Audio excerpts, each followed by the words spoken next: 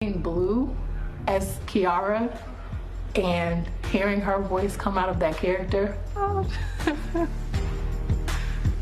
Give me a second, because I'm still I can't believe that's my baby. Oh, that's so amazing. It was really hard to focus and to do my job after that. So I was like, wait, hold up, guys. Y'all gotta give me a second. I have to digest that. I'm so proud of her. It's just a really amazing experience, and I feel like everybody that's a part of this is so... You are a mom of a teen daughter. Yeah. So what do you think of her outfit? Well, my mama protection, you know, I immediately turned up real quick, but first of all, she looks gorgeous. And I think the fact that anybody has anything to say about someone else's daughter, any minor, I think, you know, just mind your business. She's so poised. She's not prancing on that red carpet like, look at me. That's not her. It was not like she was on the red carpet in a low-cut dress like this. She wasn't, you know. Whoa. Like if she was out there in a dress low cut like that, you know, some people wear those sheer dresses where you see their underwear, then I'd be like, Houston, we got a problem. Y'all, if there's one child who's been getting zero breaks since the moment she was born, it's Blue Ivy. From the jump, folks were all up in her business, judging her features. And now, she's rocking braids and ballroom gowns. Well, some folks are saying this whole move to put Blue in what they call inappropriate attire was a strategic move by Beyoncé to throw the public off the scent of whatever's going down with Jay-Z. So, was the whole outfit situation just a distraction from that lawsuit drama? As always, I'm here to break it all down. We all know that Beyoncé's 12-year-old daughter, Blue Ivy Carter, just made her acting debut, and she showed up looking every bit the daughter of royalty. Blue rocked a gold, strapless Christian Siriano gown on the red carpet, then switched into a sparkly gold mini dress for her stage appearance. Now, I'm sure Queen Bey just wanted her baby to feel like a princess for the night at the premiere of Mufasa, The Lion King, where Blue voices the character Kiara. In fact, Beyoncé posted red carpet photos of Blue on Instagram and added the caption, "My gorgeous baby girl, this is your night. You worked hard, and you did such a beautiful job as the voice of Kiara. Your family could not be prouder. Keep shining." But it didn't take long before folks on the internet started dragging Blue's look, calling her dress totally inappropriate for a 12-year-old. A lot of people came for Beyoncé and Jay-Z, accusing them of doing too much by letting Blue wear that strapless gown and makeup, with some even suggesting they were dressing her like she's 17 or 18 instead of a preteen. One person even wrote on social media, "Lots of chatter online that Blue Ivy's dress is inappropriate," which I didn't get until I read that she is 12 years old. How about we don't put a 12-year-old in a push-up bra? Someone else also added, "She's beautiful, but she is 12. My daughter is 12 next month. And never in a million years would I see her in a dress like this. My daughter has developed a young woman's body as Blue Ivy, but this is more of a reason to cover her up. Don't no matter what the global status." Basically, what folks are saying is, just because a celebrity kid gets the chance to dress like a grown woman twice her age, doesn't mean she's ready to be treated like one. By getting all this attention and praise for looking so grown, Blue Ivy might be picking up the message that being pretty and worthy means looking sexy for other people. But of course, not everyone was on that wave. Some folks jumped to her defense, saying that her gown was totally fine for a 12-year-old, and pointed out that this type of strapless ball gown is something kids wear when they're dressing up like Disney princesses. Then, of course, you had people pointing out how young white celebs wore similar dresses to Blue's, and no one blinks an eye. Others argued that all this criticism was just a continuation of the unfair judgment Blue's been facing since she was born, going from folks attacking her black features as a baby to now being hyper-criticized for being a 12-year-old girl just trying to live. Like one person wrote, "Y'all been picking on Blue Ivy since the baby was born. From her hair, to her looks, to her performance, now to her ball gown. I pray to God throughout the rest of her life she remains strong, protected, and loved, because you people are truly jealous, sick, and envious." The drama even made its way to talk shows, like Sherri Shepherd's own show, where guest Christina Milian jumped in to defend Blue. You are a mom of a teen daughter. Yeah. So what do you think of her outfit? Well, my mama protection, you know, I immediately turned up real quick, but first of all, she looks gorgeous. And I think the fact that anybody has anything to say about someone else's daughter, any minor, I think, you know, just mind your business. Whether Blue was dressed like a princess or folks thought her outfit was inappropriate,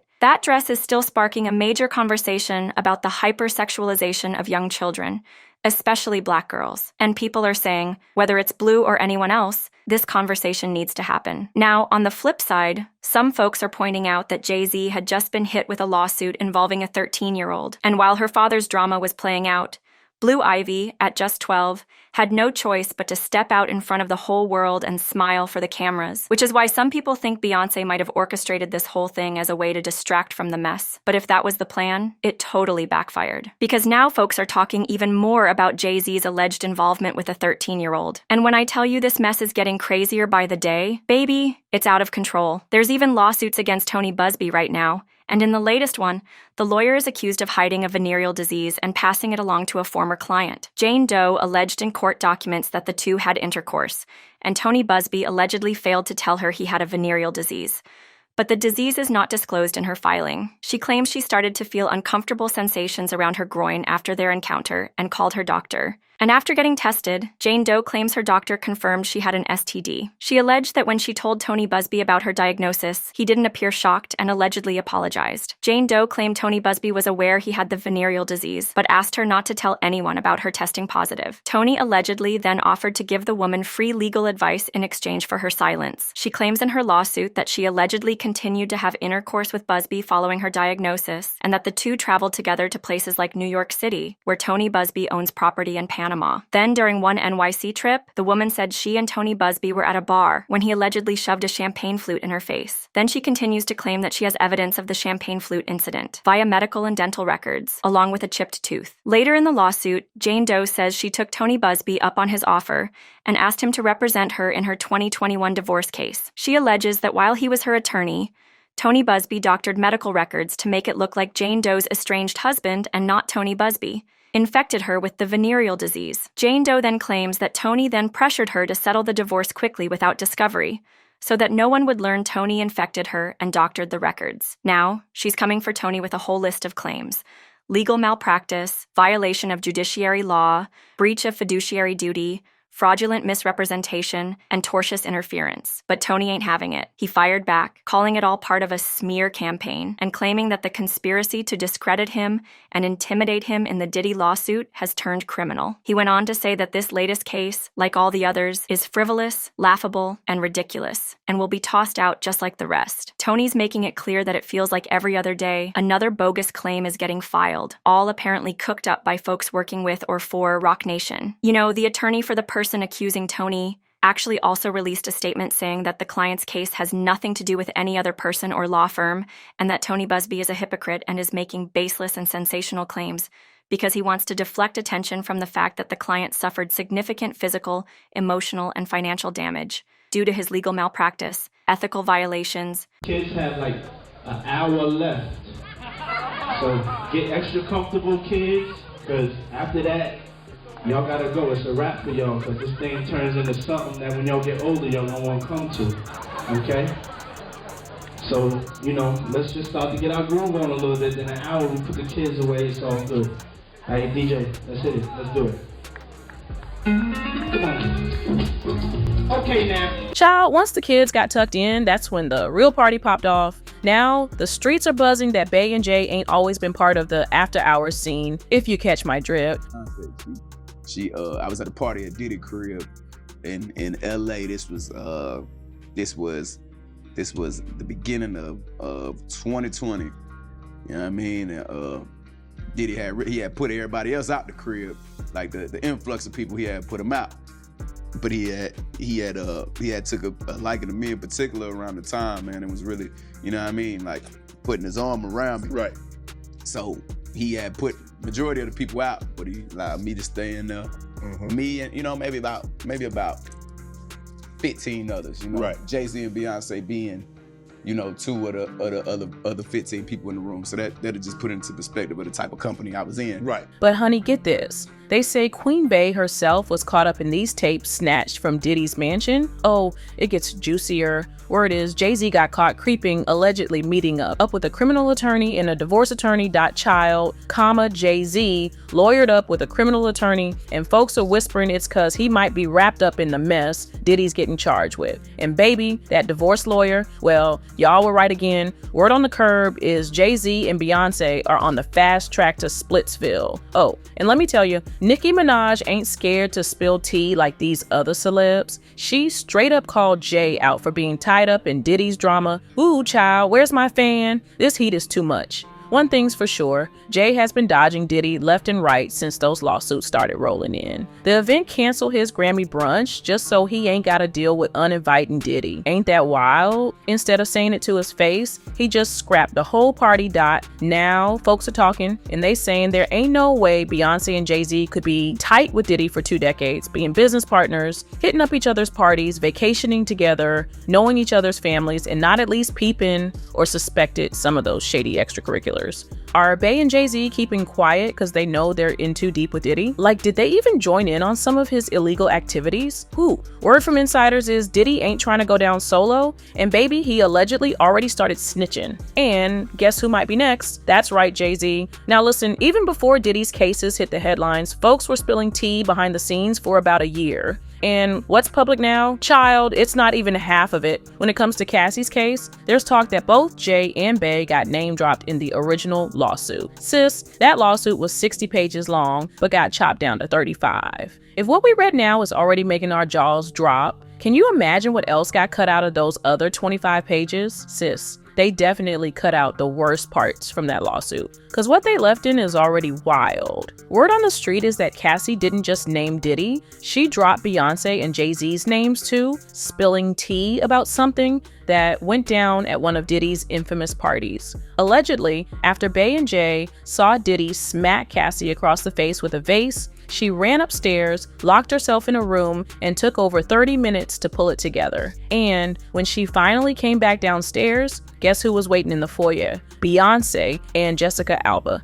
Now, they say Bey was visibly heated, and just as Diddy and Jay-Z came walking over, Bey completely lost it. She went off on Diddy, letting him know that what he did was beyond offensive and straight up unacceptable. Sis, can you believe Diddy actually dropped to his knees, apologizing to Cassie, Beyonce, and Jessica? But that's not all. Bey reportedly turned around and snapped at Jay-Z, mad that he was comforting Diddy instead of checking in him. Child, she even told Jay she was starting to lose respect for him. The drama. After that mess went down, Beyonce, Cassie, Jessica, and like 20 to 25 other folks dipped out of that party real quick, either because they saw it go down or heard about it. And girl, get this. Cassie allegedly left with Jessica and her crew instead of Beyonce. Why? Because she knew if she rolled with Bey, Diddy would hunt her down. Thanks to those tight connections he's got with Jay-Z. The next day, law enforcement was all over Cassie. Turns out the cops showed up at the crib that same night after neighbors snitched about chaos popping off in the hood. Somebody at the party called the police anonymously, trying to blow the whistle on Diddy. When they questioned him about laying hands on Cassie, Diddy denied everything, and Cassie wasn't about to back it up, so nothing stuck. Now, this party might not have been one of those infamous freak-offs, but sis, there are receipts. People are talking about how most of those wild parties happened after the public ones ended. And honey, Diddy himself alluded to it in a video that's been making the rounds. Kids have like an hour left, so get extra comfortable, kids, because after that y'all gotta go. It's a wrap for y'all, because this thing turns into something that when y'all get older y'all don't want to come to. Okay, so you know, let's just start to get our groove on a little bit. In an hour we put the kids away, it's all good. Hey DJ, let's hit it, let's do it. Come on. Okay now. The real reason Beyonce left that party early was because she saw what went down with Cassie and was big mad. But girl, tea is spilling that she and Jay-Z were invited to other freak-offs, and rumor has it they both show up on those tapes that got snatched up. But trust, Jay-Z's got way bigger problems than just being caught on tape. Word is, he's been grilled about his own dirty dealings, and that's why he's been linking up with that criminal lawyer. Well, one of the main things he's being questioned about, the whole Caithy White incident, which Diddy's already started snitching on. Now, y'all remember Caithy White, right? She was Jay's side piece who mysteriously died the same year Beyonce got pregnant with Blue. And sis, her death came right after she did that interview spilling about her fling with Jay-Z. The streets started talking when Caithy and Claudia Jordan were spotted at Tao nightclub in Vegas back in 2010, sitting at a table with none other than Jay-Z and Diddy. The drama. And let me tell you, Bey wasn't anywhere in sight that night. Sis, rumor has it, Jay-Z had been sneaking around with Caithy long before he and Beyonce even tied the knot. This affair wasn't no fling, it had been going on for years. So naturally, it didn't take long for folks to start putting two and two together, and tabloids began reaching out to Caithy for the tea. Now, get this. About 2 weeks before she passed, Caithy was hit up by a major tabloid digging into the whole Jay-Z connection. She didn't spill much at first, but Chili, a source says that after her chat with the tabloid, she called Jay and threatened to go public with their affair. For a price, of course. Then boom, 48 hours after the world found out Beyonce was pregnant with Jay's baby, Caithy suddenly passed under some real suspicious circumstances. The official cause of death? A brain aneurysm. But honey, let me tell you, Caithy did not die from a brain aneurysm. Something ain't adding up. According to an NYPD detective, Caithy's cause of death was uncertain, and the detective said that they had the autopsy and toxicology reports done to figure out what really happened to her. Here's what the detective said, quote, "A 911 call came in from an apartment on 130 West 19th Street in Manhattan. Ambulance came and took Caithy because she was sick. They took her to the Beth Israel Hospital, and that's where she died. It was too early to be speculating that an aneurysm took her. They will be doing an autopsy later today to check out her cause of death. But someone may have given Caithy a bad drug, so they'll do a toxicology test, and we'll have to wait 2 weeks for that report." Now, let's talk about why Caithy's cause of death was never officially revealed and how the whole case got swept right under the rug. It's got Jay-Z's fingerprints all over it, and just like with Diddy, Jay's skeletons are finally starting to catch up with him. That's why he's allegedly been cozying up with that criminal lawyer. Oh, and hold up, if y'all missed it, Nicki Minaj just entered the chat and turned this whole drama up a notch. Sis is out here exposing Jay-Z and Tidal for scamming her and trying to silence her with a cool $1 million. Onika said she ain't having it. She put it all out there, spilling about her part in the sale of Jay-Z's music streaming service, Tidal calling him and Steve Stout liars. Now, they've been going back and forth for a minute, but Nicki's claiming Jay is throwing heat her way to keep folks from talking about him and Diddy. And girl, she ain't holding back. She literally posted on X calling him out directly. They gotta keep the conversation on me so that no one asks about these charges against their BFF. I mean, it seems the 30-year-old there is far from stale. Patterns, yet sass ugly alien stout, etc. All talking about Annika. Why are they talking about Annika? In another tweet, sis Nicki came through with even more smoke. She started questioning if Steve Stout and Jay-Z were in on all the shady business going down in Hollywood. Baby, Nicki wasn't holding nothing back. She straight up asked if they knew what was happening behind closed doors and if they participated in it too. Sis wrote, "Dear Short and Stout, DIK Laffy Taffy Alien, DIK Breath SAS. We want to know if you were present during the bleep of teenagers and children. That's what we want to know. Stop, Aaliyah, Foxy, etc. During R. Kelly video shoots and stuff. Did you know about Kim Porter and Cassie? Y'all seem to always run in the sort of rap pad. So that's what the people want you and your peeps to speak on. Ugly bald head bowling ball, bitch.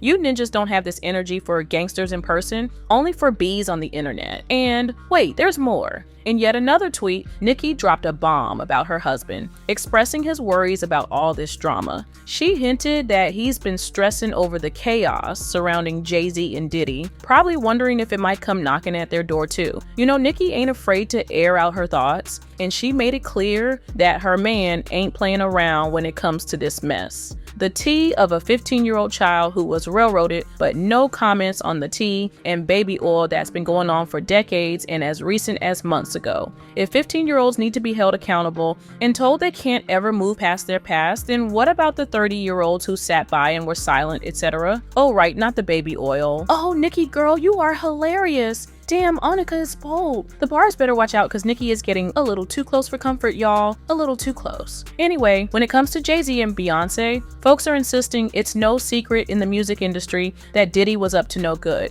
and Bey and Jay definitely knew what was going on. So they either sacrificed their morals for Diddy's cash and clout, or were low-key involved in the schemes themselves. People are saying that at the very least, Beyonce could have kept her distance from Diddy, never seen with him or ditching his parties, but she didn't do any of that. Now, reports are coming out that Bey might actually be in those tapes. And with all this drama unfolding, she's allegedly getting ready to make her split from Jay public. Who knows?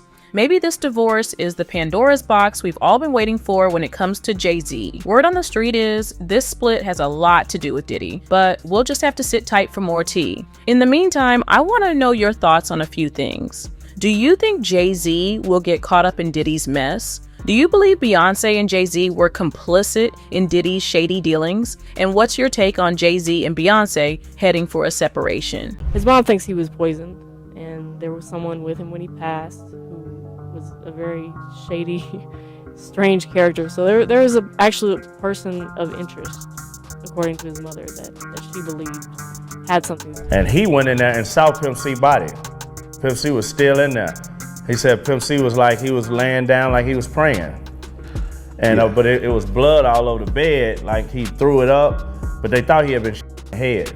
You know, they didn't know what the hell happened because there was blood all over the bed, but he was kneeled down like he had been praying. And the candles had been burnt all the way down. So they knew he had probably been dead for like a day or something because he always lit these candles to help him sleep. Oh honey, a tape just dropped involving Pimp C and Beyonce, and baby, the streets are buzzing like never before. Folks are gasping, especially since whispers are swirling that this tape might be tied to Pimp C's mysterious death back in 07. Word on the curb is, this tape's got some real tea that could shake Beyonce's empire, especially with all the drama surrounding Diddy right now.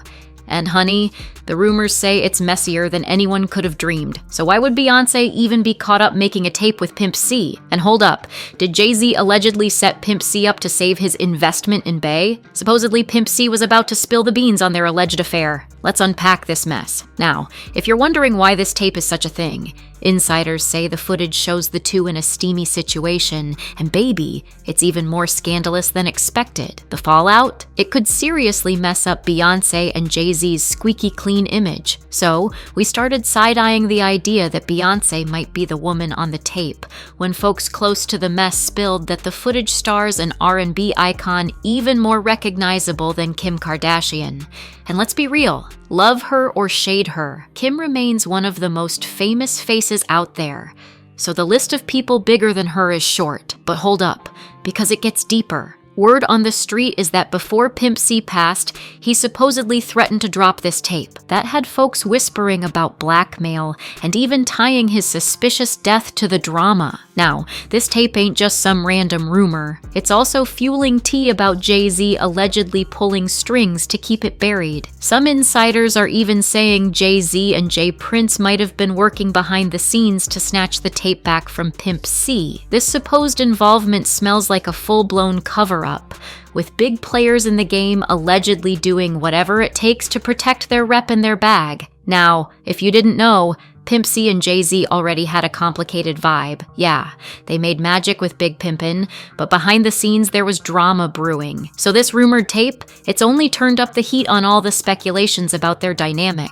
But listen, this ain't just about a tape, it's deeper. Pimp C was known for calling out the shady side of the industry, and because he stayed pulling back the curtain on the powers that be, folks have long whispered that his passing wasn't as simple as it seemed. He even claimed to have receipts of real dirt on some of the top dogs in the game. He was one of the few who dared to speak up about the darkness lurking in the music business. Pimp C wasn't shy about calling out the shady dealings in the music world, and he even claimed to have the receipts, straight up proof, about misconduct involving some big-name players. Before his passing, he dropped hints about holding dirt on several major artists, and he made it his mission to speak up on these issues. Pimp wasn't just talking to hear himself talk either. He was genuinely worried about how these dirty practices were affecting artists. But let's keep it real. Calling out the wrong folks in the game can come with heavy consequences, and Pimp C knew that firsthand. His truth-telling didn't go unnoticed, though. It ruffled feathers in all the wrong places. And with that, the whispers about his death being more than what it seemed only got louder. In interviews, Pimp often vented about how the industry treats artists, saying those who dared to step out of line were met with some serious blowback. Fast forward to today, and it's wild how his warnings still hit home, lining up perfectly with ongoing rumors of exploitation and power plays in the industry. Especially when it came to Beyonce and Jay-Z, the rumors didn't fade even after Pimp C's passing. He painted a picture of an industry controlled by powerful figures who could shut down anyone bold enough to threaten their secrets. And now, this alleged tape, it only makes his warnings hit harder. If true, it means Pimp C might have been sitting on even more explosive tea than we thought. His claims about having dirt on major players now feel eerily connected to all this mess. Pimp's outspokenness and his talk of holding incriminating evidence might have put a serious target on his back. If this tape exists,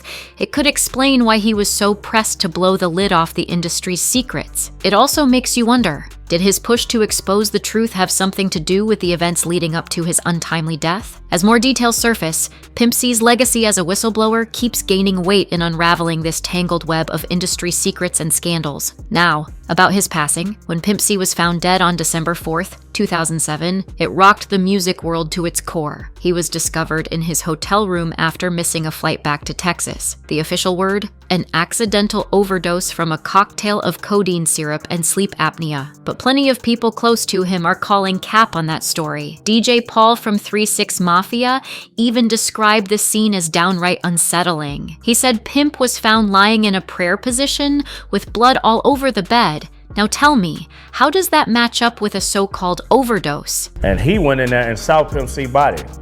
Pimp C was still in there. He said Pimp C was like he was laying down like he was praying. And but it was blood all over the bed, like he threw it up, but they thought he had been head. You know, they didn't know what the hell happened because there was blood all over the bed, but he was kneeled down like he had been praying. And the candles had been burnt all the way down. So they knew he had probably been dead for like a day or something because he always lit these candles to help him sleep. Ooh, let me tell you, Mama Wes wasn't having it. She knew someone else was in that room with her baby boy, and she swore he had been poisoned.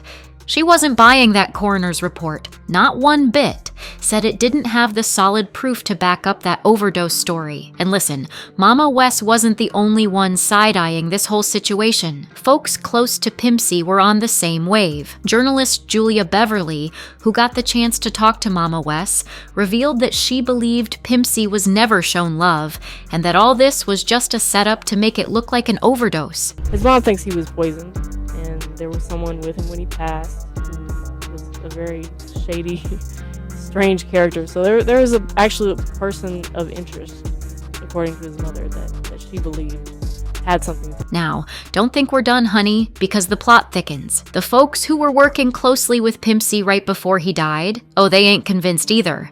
They've been raising eyebrows too, talking about how everything around his death felt way off, like it straight up reeked of a cover-up, and they couldn't shake that feeling. But wait, here's the real kicker. Pimp C's death happened right after he started making noise about exposing some serious industry secrets. Word was, he had a tape that would have rocked the whole music world, allegedly involving none other than Beyoncé herself. Now, you know what happens when you go up against those with power in the industry, right? People started whispering about whether some big names were involved in what went down. But here's the kicker. Despite all the drama and unanswered questions, ain't nobody reopening that investigation. That the official cause of death still stands, but the theories? Oh, they're still circulating, hun.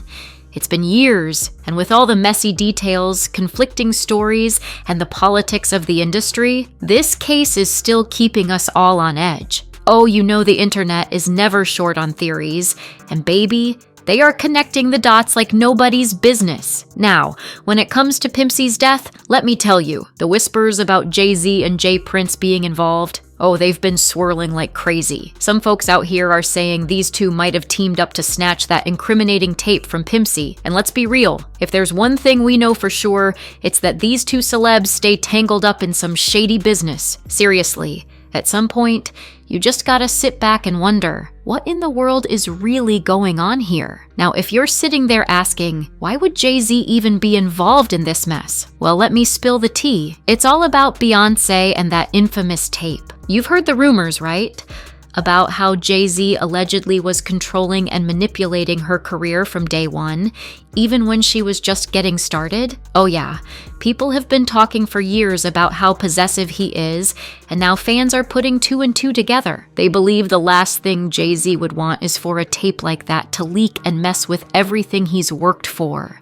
The perfect public image, the empire, the control. The man's been plotting this stuff for decades, and trust, He ain't about to let anything mess it up now. Now, considering everything that's been going down, it ain't too shocking that Jay-Z and Beyoncé's powerful grip on the industry might have pulled them right into the middle of this whole conspiracy. Folks out here are claiming that these two have their hands in everything, Hollywood, the music biz, you name it, and they're wondering if they might have played a part in silencing Pimp C. But here's the kicker. There's a whole bunch of talk that the evidence of foul play in Pimp C's case was never fully looked into. Sounds like some real suspicious stuff going on, right? When you start connecting those dots and throw in the rumors about Jay-Z and his boy Diddy allegedly being behind shady business, like, you know, making people disappear and making it look like something else, it makes you side-eye the whole situation even more. This whole mess? Yeah. The former CEO of Abercrombie & Fitch and two others have been arrested as part of a criminal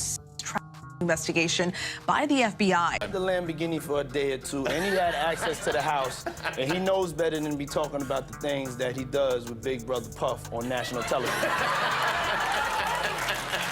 Oh, apparently not. Everything ain't for everybody. Yo, the fashion world just got rocked with some news nobody saw coming. Mike Jeffries and Matthew Smith, the big wigs behind Abercrombie & Fitch, just got locked up on some serious federal charges. Sounds very familiar to what's going down with Diddy. Now, here's where it gets juicy. Word on the street is Diddy might have spilled the tea to the feds, handing over names of powerful folks to save his own skin. At first, it was just talk, but now with these big-name arrests popping off, maybe there's more truth to it than we thought. But no one saw it coming that Mike Jeffries, the former Abercrombie CEO, would be the first one to fall. He was one of the most powerful execs in fashion, and now he's facing federal charges along with his partner, Matthew Smith, and some shady middleman named James Jacobson. What's really wild is the charges. It's all about running a disgusting underground operation, if you catch my drift. Diddy's facing eerily similar charges too. Coincidence? I don't know, but let's dig into this. Child, this mess just gets deeper. Federal fraud charges? Coercion? Yeah, it's as bad as it sounds. Turns out, Mike Jeffries and his crew were allegedly using young male models like pawns in their twisted game, tricking them into thinking they were stepping into legit modeling careers, only to drag them into some seriously dark, twisted dealings. Sources are spilling that Jeffries used his New York mansion to host these shady gatherings, promising these boys life-changing gigs, only to introduce them to a world of exploitation and raw-dogging the kind of dark underworld no one talks about. Now, Diddy's freak-off parties have been the talk of the town, but it looks like the fashion world's got its own dirty version of these substance-filled, exploitative events. The FBI caught wind of this mess last year after a jaw-dropping BBC report called out Jeffries and his partner for using young men at these exclusive parties, held in their New York digs and high-end hotels worldwide. But here's the kicker. Months went by with no solid evidence to put these men behind bars. Baby, hold on to your seat, because it just got real. Out of nowhere, an insider dropped a bombshell tip, and now the streets are whispering that the snitch might have been none other than Diddy himself. That's right, the man who's been keeping his own skeletons buried might have just turned in the fashion moguls to save his own neck. Breon Peace, the U.S. attorney for the Eastern District of New York, wasn't playing when he laid out the jaw-dropping charges against Jeffries. Peace exposed that Jeffries ran a calculated, high-level operation with a middleman and a crew of recruiters, hand-picking young men for Jeffries and his partner, Matthew Smith. According to Peace, Jeffries used his powerful CEO position at Abercrombie & Fitch to lure these victims in with promises of golden opportunities, only to trap them in a web of his and Smith's twisted desires. This wasn't just about flexing power.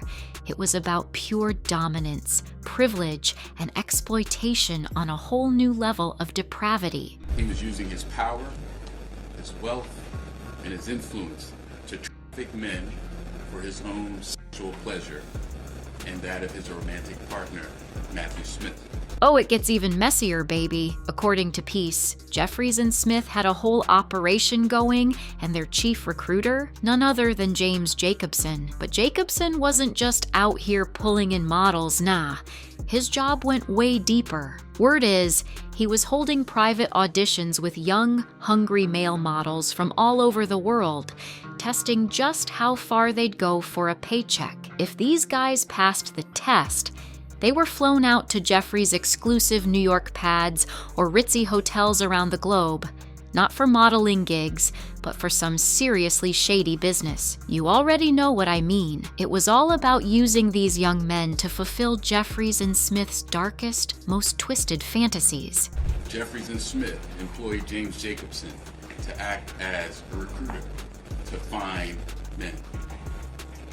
Jacobson engaged in, quote, tryouts with men across the world where he would typically pay them to engage in sex acts with him. Following the tryouts with Jacobson, Smith would often then personally approve whether the men who were selected would meet Jeffries and Smith.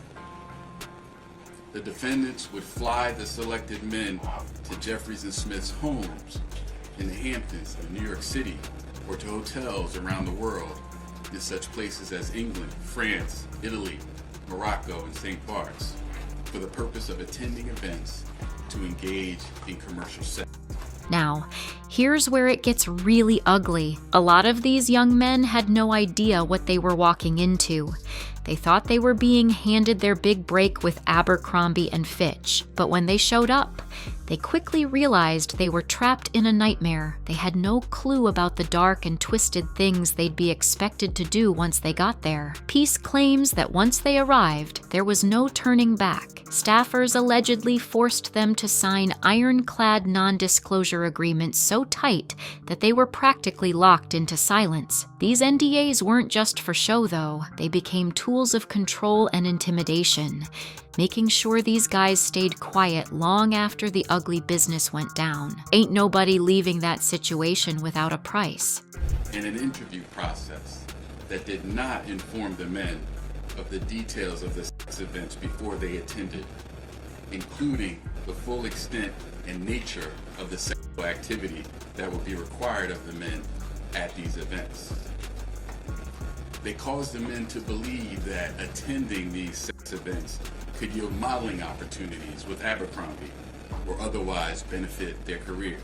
As the case digs deeper, the links between Diddy, his powerful allies in the industry, and these jaw-dropping crimes are getting harder to ignore. The part where these aspiring models were reportedly forced to drink spiked alcohol, pop Viagra, and take muscle relaxants, that right there says a lot about how far power runs in this industry. If you remember, this ain't Diddy's first rodeo. Court docs revealed that he allegedly used similar tactics with young, desperate artists trying to make it in the music biz. Now, these eerie similarities are making waves online, with some folks even speculating that Diddy might have been the one who set up those infamous freak-off parties for Jeffries and Smith. And just when you thought it couldn't get worse, the prosecution has 15 male victims ready to testify. They're claiming that Jeffries funneled millions into keeping this twisted operation running smoothly, and most importantly,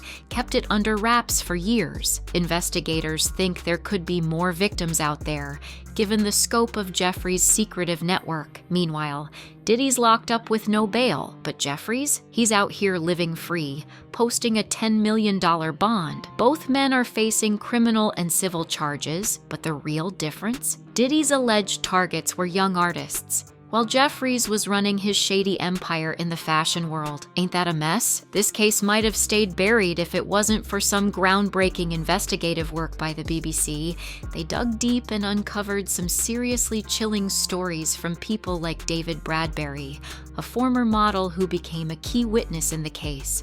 Bradbury spilled the tea on how the middleman made it crystal clear meeting with Jeffries would cost him his dignity. It was like fame was being sold to him, and the price? His compliance. The meeting was set, and Bradbury ended up at Jeffrey's mansion in the Hamptons, a place he later described as a dark, haunting memory. His testimony encouraged other victims to step forward and back up his story, and the details just kept getting more disturbing. Some claimed Jeffrey's staff even injected them with liquid Viagra. We thought we knew it all when Diddy's skeletons hit the fan, but it looks like we're just scratching the surface of these twisted networks running deep in both the fashion and entertainment industries. The truth? The real story of powerful people preying on desperate young talents goes way beyond Hollywood. It's a far-reaching epidemic. The charges against Diddy, Mike Jeffries, and even Jeffrey Epstein are all starting to paint a picture that's darker than anyone could have imagined. It's clear that the high society world,